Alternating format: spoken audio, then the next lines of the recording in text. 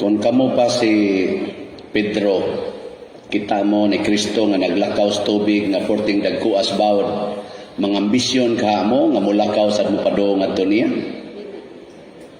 Murabag, kung ikaw usa ka parishioner, kita kas pari nga gikulatan nagmaayos mga pagano, hapit na bitaya dito sa gawas, moingon ka, Padre, apila sa kog palatos diha.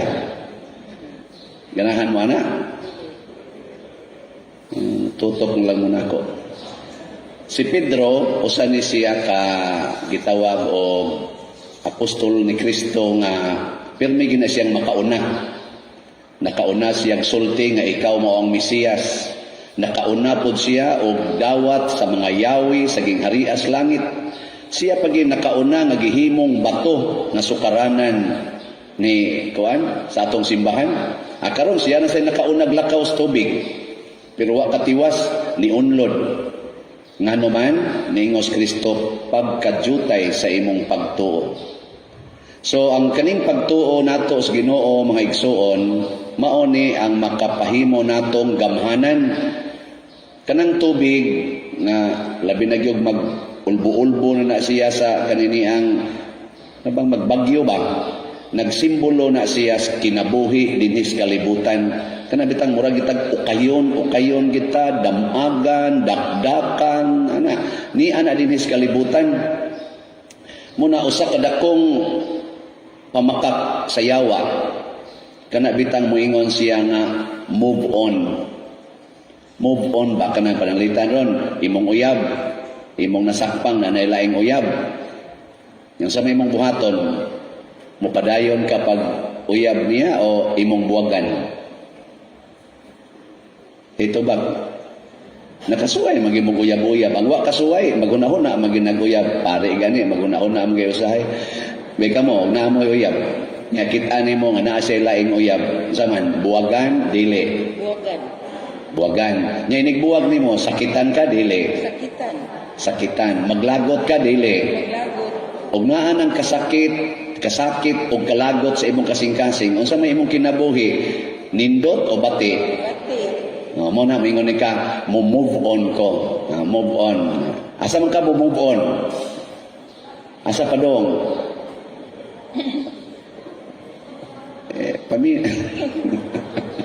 Tubag mo, move on lagi ka, move on, padayon ka. Asam ka padayon? Ika sa journey in life, kisa may imong kuyog, nga imo naman tong gibuwagan.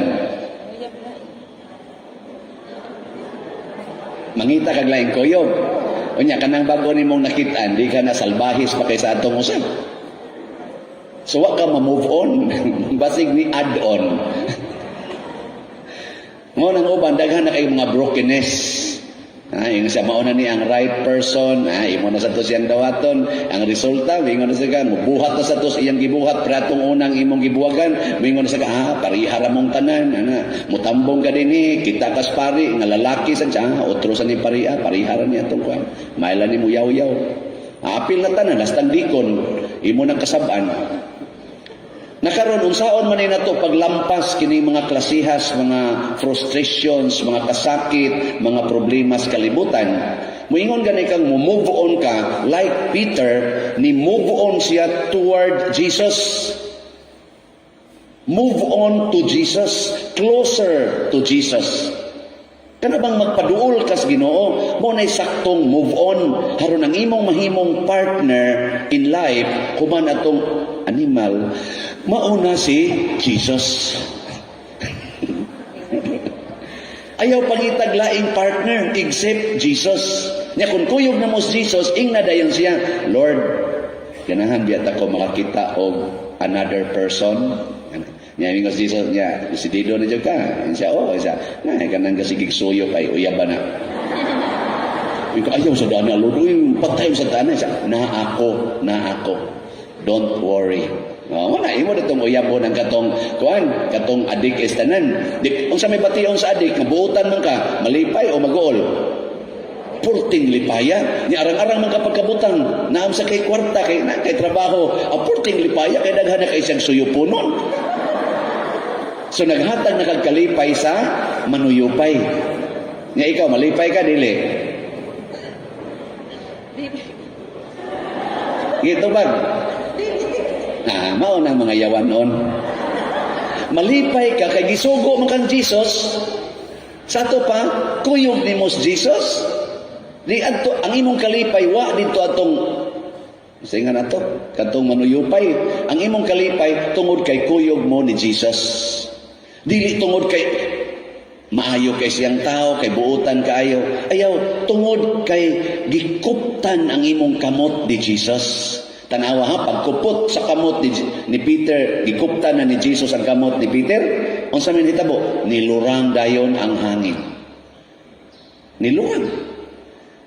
Tanawa, karon inyong imaginon, labi na magsigi-agi ang iring, tanawa di ba nalipat ra dayon mo? Ngana mo nagkitanaw sa iring mo? Dali jud kay mong malipat mura mo si Peter ba nga wa nakatutok ni Jesus dito dayon itutok sa mga bawo dinan. Kamo agian lag iring mo, wa nang focus. Kita yawa dito iring ngaringan siya. So na siya. Ang buhaton di ay nato dili nga mahadlok ta aning COVID, mahadlok ta na mga problema, mahadlok ta sa mga frustrations, mahadlok ta mabutangan tag virus, mahadlok ta nga ang imong kauban sa pamilya magbinuang, mamakak, mahadlok kang ilaron, mahadlok ka nga pahimuslan. Dili na mo atong kahadlukan. Ang ato di arong kahadlukan, nagkupot pa ba ko sa kamot sa Ginoo? Kay kung makakupot lang yun ko siyang kamot, lurang ginintanang problema, wag tang ginintanang kabugat, wag tang panintanan akong mga stress. Apil na ni mga virus kaning COVID, wag tang ginintanan. Amo na siya problema ron. Nakaron, nagkupot pa mo sa kamot ni Jesus. Unsaon man nato pagsiguro nga nagkupot patas iyang kamot. Sa unang pagbasa, si Elias nitago sa langob. Pagtago niya sa langob, ang Ginoo maoy niingon niya, Elias, gawas diha kay makigsulti ko nimo. Magstorya ta nganong nagtago-tago ka diha. Nya pag-abot na gis Ginoo, unsa may gisulti sa Ginoo? Elias, nagunsa man ka dinhi. Ana? Unsa kay tubag ni Elias ato? Basahan niyo padayon to. Book of Kings. Nitubag si Elias, Lord, ako na lang usaoy. Gidumtan ako sa tanang tao. Kinsa pa may ganahan ana? Isa ayaw kanaog didto, kuyog ta. Kuyog ko nimo og ipakita nako nimo nga way bisan kinsang makaunsa nimo, bisan pa na silang tanan makigbatok nimo. Kuyog ta. Ay kahadlok naog didto, naa kay misyon. Naog gayon si Elias, wa mapatay si Elias, misaka siya ngadto sa langit, gidala sa chariots of fire.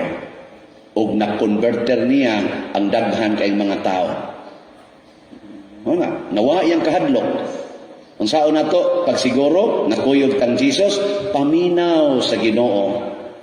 Ayaw sig paminaw ng report pila nay positive sa COVID, pila nay namatay, unsa pay mga gawa sa tuob, unsa pag-iimnon, unsa ipangsabong nato dinhi, ay paminaw na.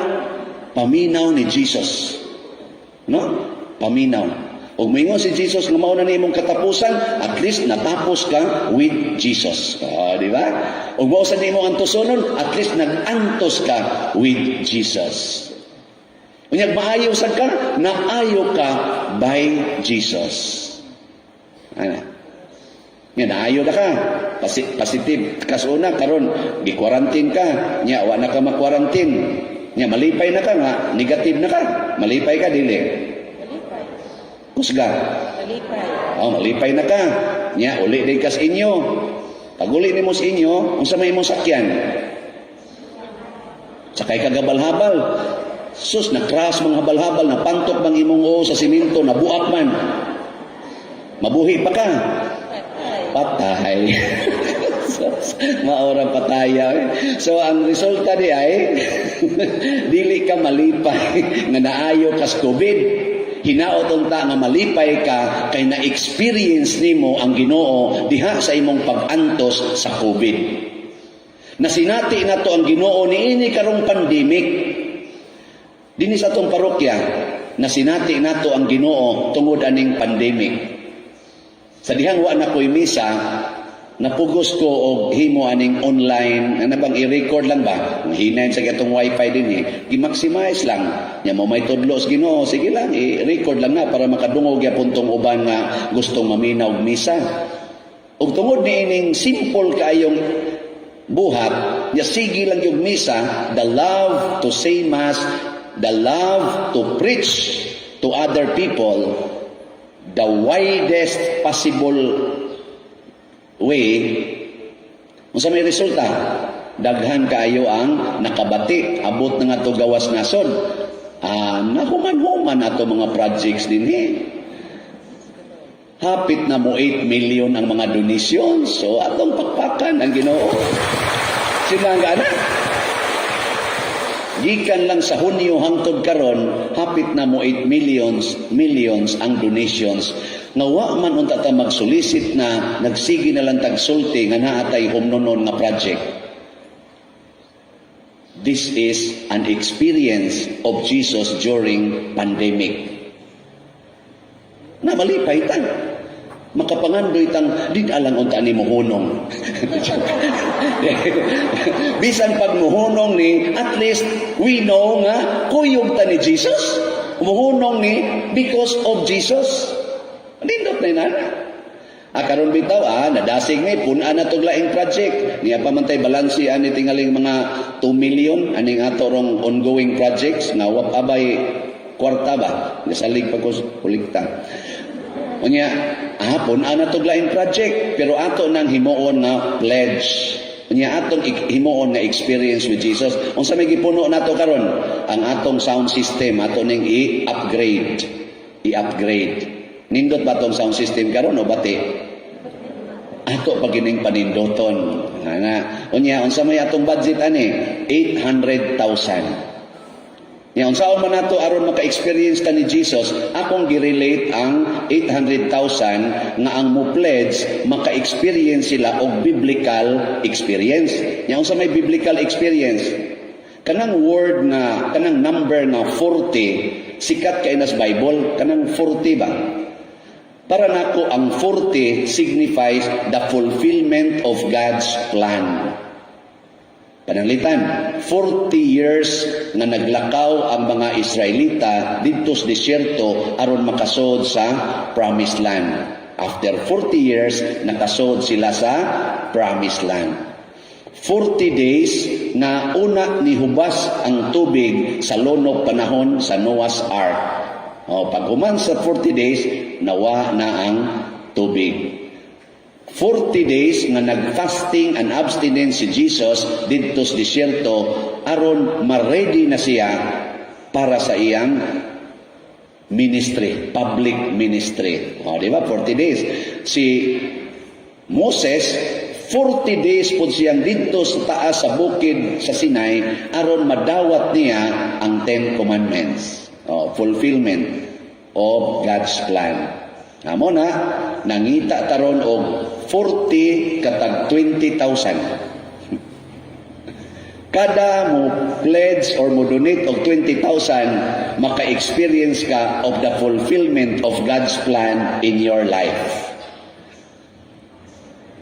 Tutok mo muna ko. Ikadako asang presyo anong fulfillment pa dito. Awa man sa mamugos nyo kay doon naman sa paaging lain aron ma-fulfill ang God's plan. Kani usa lang nis mga pamaagi. O na kay 20,000 donate aron maka-appeal ka sa 40 persons nga maoy mo donate sa atong sound system. Gi-announce nako ni Friday morning. Karon ikaduha na rong adlaw. Nakadawat na kog pledges nga mga 16 kabuok. So 24 na laikuang. Yes. Hapit na ma-fulfill, no? So 24 na laikuang. First come, first serve. Ang bitaw. Birnis magod to. Nya karon pila na? 60 na kabuok. Igugmaan kanila din si Aro. Hindi na manindog na ta.